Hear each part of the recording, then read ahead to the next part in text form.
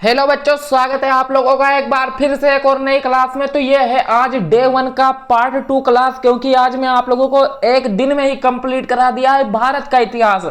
अगर आप लोगों ने डे 1 का पहला पार्ट नहीं देखा है तो डिस्क्रिप्शन बॉक्स में आप लोगों को लिंक मिल जाएगा, आप लोग वहां से देख सकते हैं। और ये 100 नंबर वाली क्लास है जो कि आप लोगों को यूपी होमगार्ड में आप लोगों का सिलेक्शन कराकर छोड़ेगी।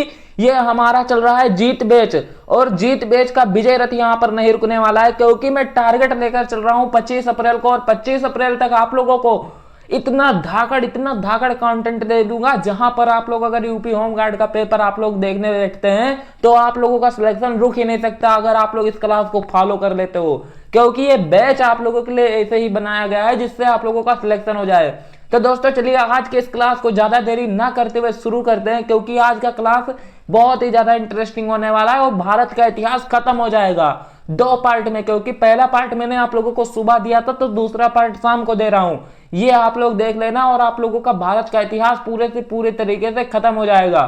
तो दोस्तों चलिए आज की क्लास को शुरू करते हैं। अगर यहां से क्वेश्चन आया ना तो हमारे चैनल को अनसब्सक्राइब कर देना, हमें कमेंट बॉक्स में गाली देकर जाना, लेकिन उससे पहले आप लोग इस क्लास को पूरा आखिरी तक देख लो, जिससे आप लोगों का सारा डाउट क्लियर हो जाए और आप लोगों के भारत के इतिहास से जितने भी क्वेश्चन पूछे जाएंगे ना आप लोग सब क्वेश्चन करके आओगे। तो दोस्तों चलिए आज की इस क्लास को शुरू करते हैं, लेकिन उससे पहले आप लोगों से हाथ जोड़कर निवेदन है कि इस वीडियो का लाइक टारगेट मात्र 200 लाइक है, जिसे आप लोग कंप्लीट करा देना। तो दोस्तों चलिए आज की इस क्लास को शुरू करते हैं। बच्चों हमने पहले पार्ट में कंप्लीट कर लिया था 114 क्वेश्चन, और दूसरे पार्ट में मैं आप लोगों से 115 क्वेश्चन नंबर से लेकर चल रहा हूं, जहां से अगर आप लोग कर लेते हो इतना ही क्वेश्चन तो आप लोगों का भारत का इतिहास आप लोगों का कंफर्म होने वाला है। तो दोस्तों चलिए आज के इस क्लास को शुरू करते हैं और आप लोगों को बताते हैं वो कौन कौन से क्वेश्चन है और कितने इंपॉर्टेंट क्वेश्चन है, और आप लोगों को सारे के सारे एमसीक्यू करा देता हूं। तो दोस्तों जो हमारा सबसे पहला क्वेश्चन वो है संस्कृत नाटक नादानंद की रचना किस शासक के द्वारा की गई थी?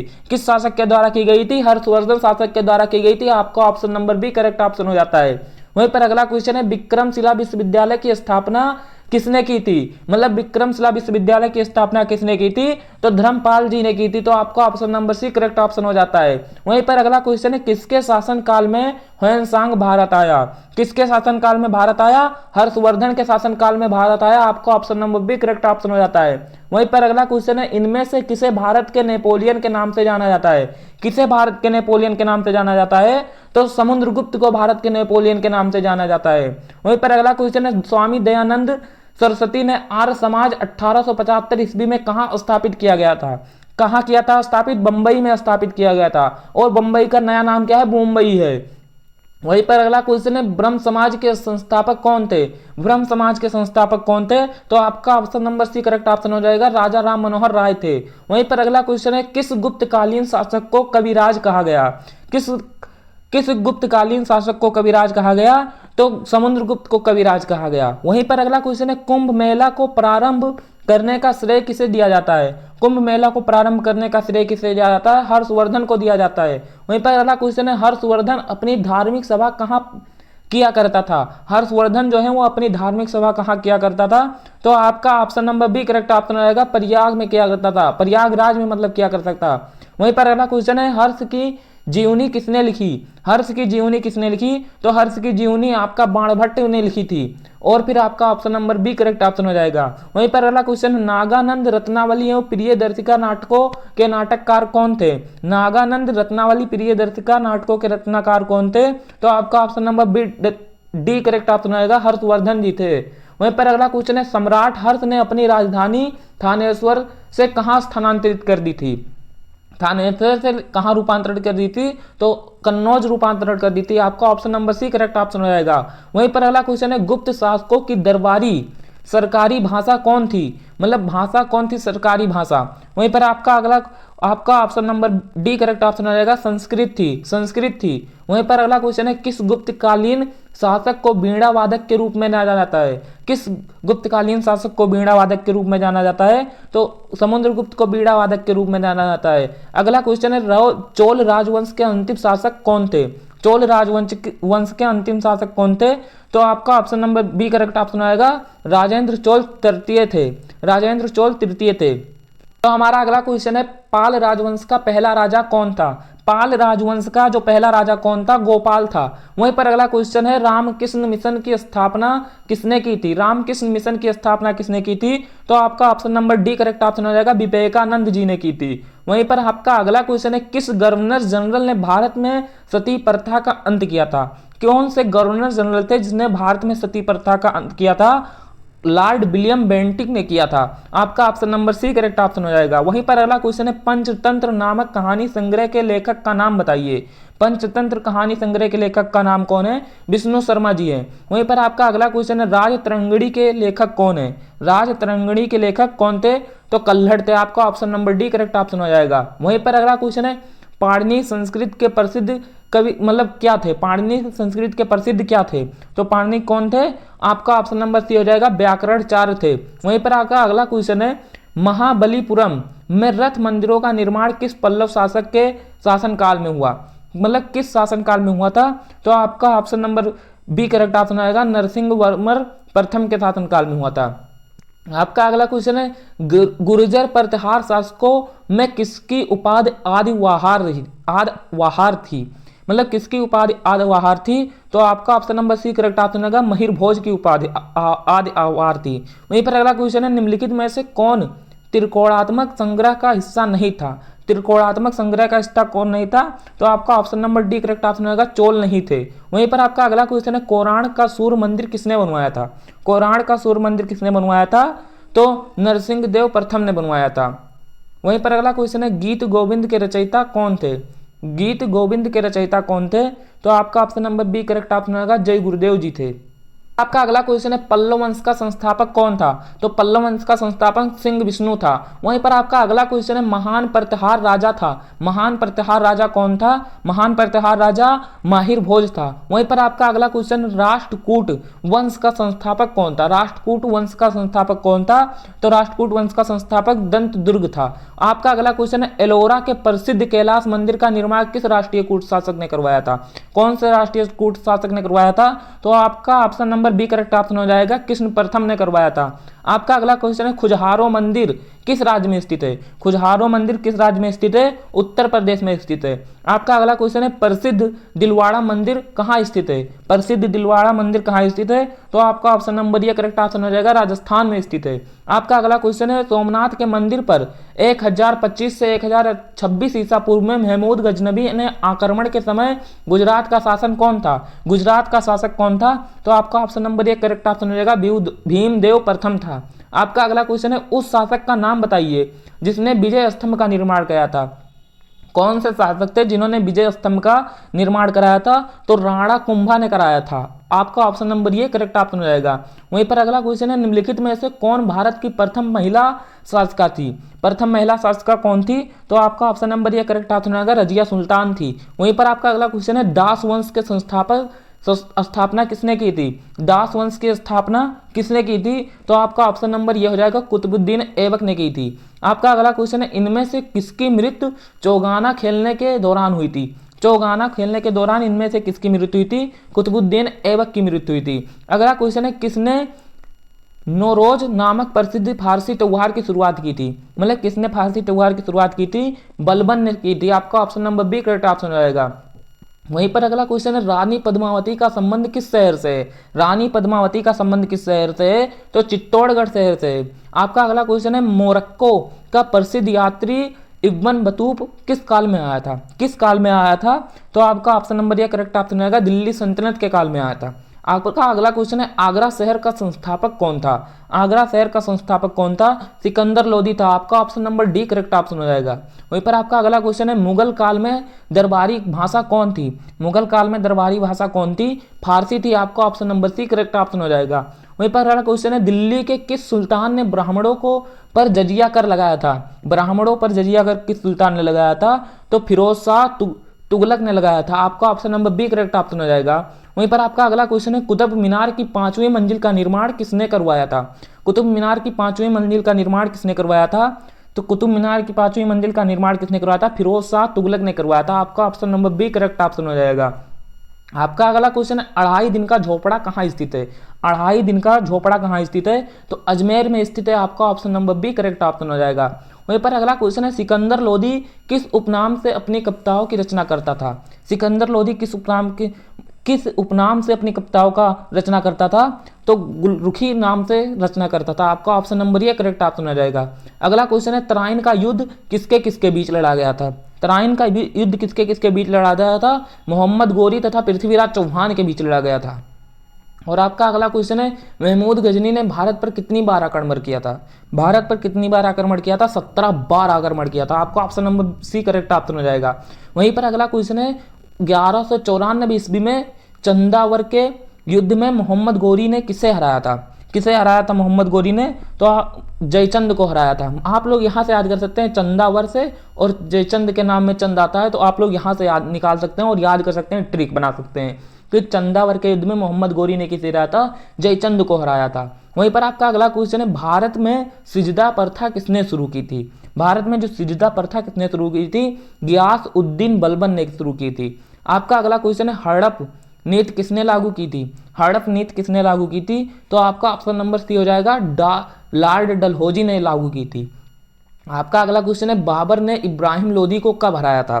बाबर ने इब्राहिम लोदी को कब हराया था? 1526 ईस्वी में हराया था। आपका अगला क्वेश्चन है, बाबर का वास्तविक नाम क्या था? बाबर का वास्तविक नाम क्या था? तो जहीरुद्दीन था। आपका अगला क्वेश्चन है, मुगल साम्राज्य का संस्थापक कौन था? मुगल साम्राज्य का संस्थापक कौन था? तो आपका option number D correct option हो जाएगा, बाबर था। बाबर मुगल साम्राज्य का संस्थापक था। वहीं पर आपका अगला क्वेश्चन है, खानवा का युद्ध कब लड़ा गया था? खानवा का युद्ध कब लड़ा गया था? तो 1527 में लड़ा गया था। आपका अगला क्वेश्चन है, अकबर नामा और आइन ए अकबरी किसके द्वारा लिखित है? मतलब किसने के द्वारा लिखित है? तो आपका option number C correct option हो जाएगा, अबुल फजल के द्वारा लिखित है। आपका अगला क्वेश्चन, राजा राम मनोहर राय को राजा की उपाधि किसने दी थी? राजा राम मनोहर राय को राजा की उपाधि किसने दी थी? तो अकबर द्वितीय ने दी थी। आपका option number B correct option हो जाएगा। वहीं पर आपका अगला क्वेश्चन, हुमायूं का मकबरा कहाँ है? हुमायूं का मकबरा कहाँ है? हुमायूं का मकबरा दिल्ली में है। हुमायूं का मकबरा दिल्ली में है। आपका ऑप्शन नंबर ये करेक्ट ऑप्शन हो जाएगा। वहीं पर अगला क्वेश्चन है हमारा, शाहजहां ने निम्नलिखित में से किस शहर में मोती मस्जिद बनवाई थी? मोती की मस्जिद किस शहर में बनवाई थी? तो आपका option number C correct option हो जाएगा, आगरा में बनवाई थी। वहीं पर आपका अगला क्वेश्चन है, दिल्ली के लाल किले का निर्माण किसने कराया था? दिल्ली के लाल किले का निर्माण किसने कराया था? तो शाहजहां ने कराया था। आपका option number D correct option हो जाएगा। वहीं पर आपका अगला क्वेश्चन है, भारत में बीबी का मकबरा कहाँ स्थित है? बीबी का मकबरा कहाँ स्थित है? तो आपका ऑप्शन नंबर सी हो जाएगा, औरंगाबाद में स्थित है। वहीं पर अगला क्वेश्चन है, कन्नौज की लड़ाई में शेरशाह सूरी द्वारा हुमायूं को किसने पराजित, मतलब कब पराजित किया गया था? कब पराजित किया गया था? तो आपका option number B correct option होगा, 1540 में पराजित किया गया था। अगला क्वेश्चन है, शेरशाह सूरी अथवा शेर खान का असली नाम क्या था? शेरशाह सूरी तथा शेर खान का असली नाम क्या था? तो आपका ऑप्शन नंबर ये करेक्ट ऑप्शन होगा, फरीद नाम था। वहीं पर अगला क्वेश्चन है, शेरशाह सूरी का मकबरा कहाँ स्थित है? शेरशाह सूरी का मकबरा कहाँ स्थित है? तो सासाराम में स्थित है। सासाराम में स्थित है। आपका option number C correct option रहेगा। वहीं पर अगला क्वेश्चन है, इनमें से कौन सम्राट अकबर के नाम के शासन में राजस्व मंत्री थे? राजस्व मंत्री कौन थे अकबर के शासन में? अकबर के शासन में राजस्व मंत्री कौन थे? तो टोडरमल थे। वहीं पर अगला क्वेश्चन है, हल्दी घाटी का युद्ध कब लड़ा गया था? हल्दी घाटी का युद्ध कब लड़ा गया था? 1576 में लड़ा गया था। आपका option number C correct option रहता है। वहीं पर अगला क्वेश्चन है, अकबर ने दीन ए इलाही किस वर्ष में प्रारंभ किया था? अकबर ने दीन ए इलाही किस वर्ष में प्रारंभ किया था? तो आपका option number D correct option होगा, 1582 ईस्वी में प्रारंभ किया था। वहीं पर आपका अगला क्वेश्चन, हमीदा बानो बेगम किसकी माँ थी? किसकी माँ थी हमीदा बानो बेगम?